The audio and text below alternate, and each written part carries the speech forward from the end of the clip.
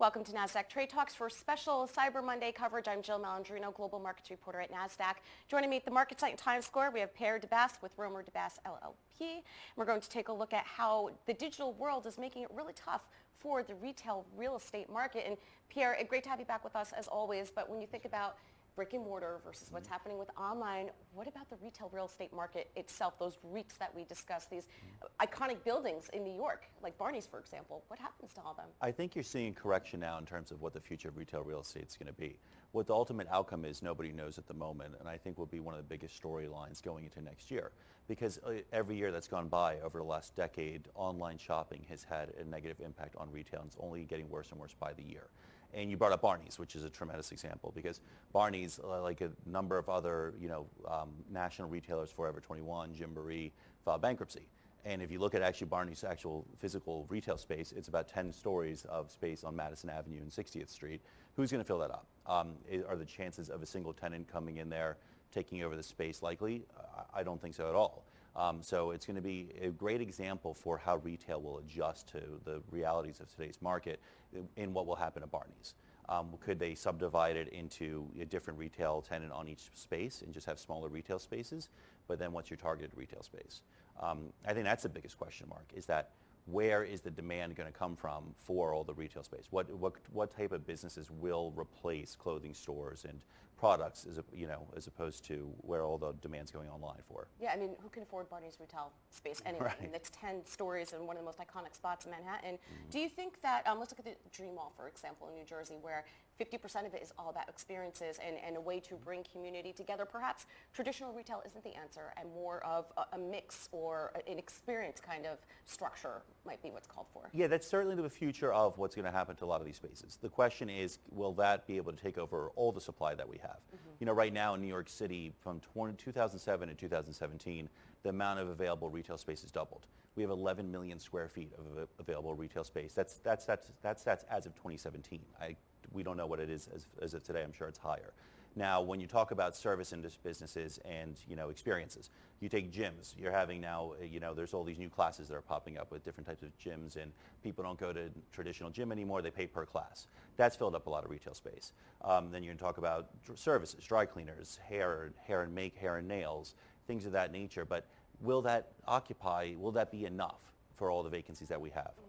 That's going to be a huge question mark going into. Is part of it, it's just expensive, and it's New York, and it's New Jersey. I feel as a landlord, and you obviously know this better than I do, I'd rather charge less rent and at least have the space filled than, 11 million square feet is just getting wasted. Yeah, that's going to be the question in terms of, can these businesses that we're describing, do the economics work out where they can afford the rent that the other retailers were paying?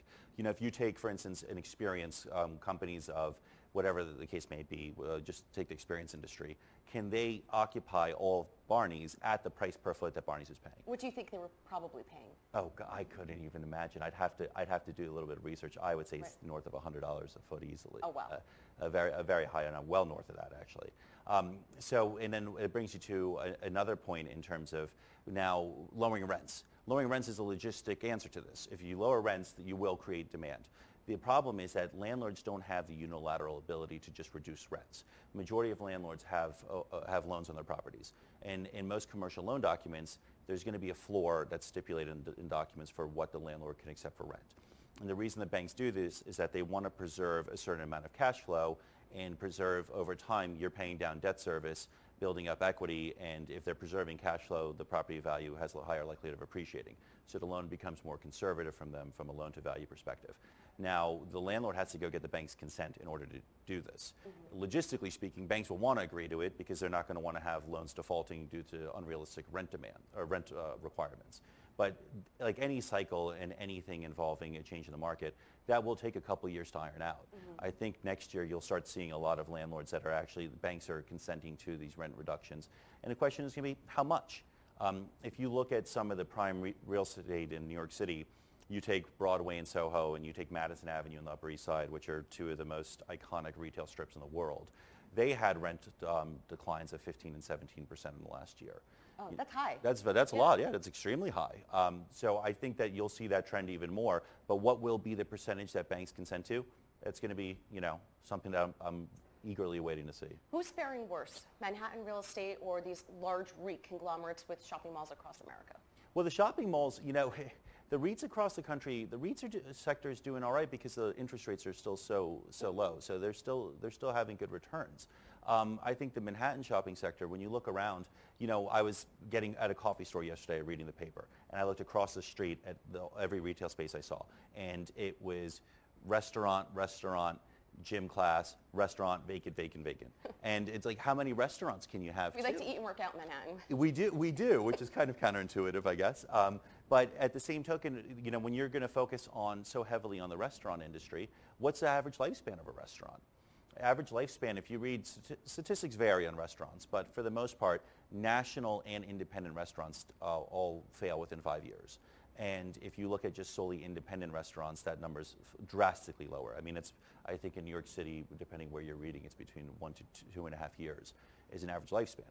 So when you're a landlord, you're issuing leases of between 10 to 15 years. And banks are underwriting loans on that cash flow with the increases that are provided for in the leases.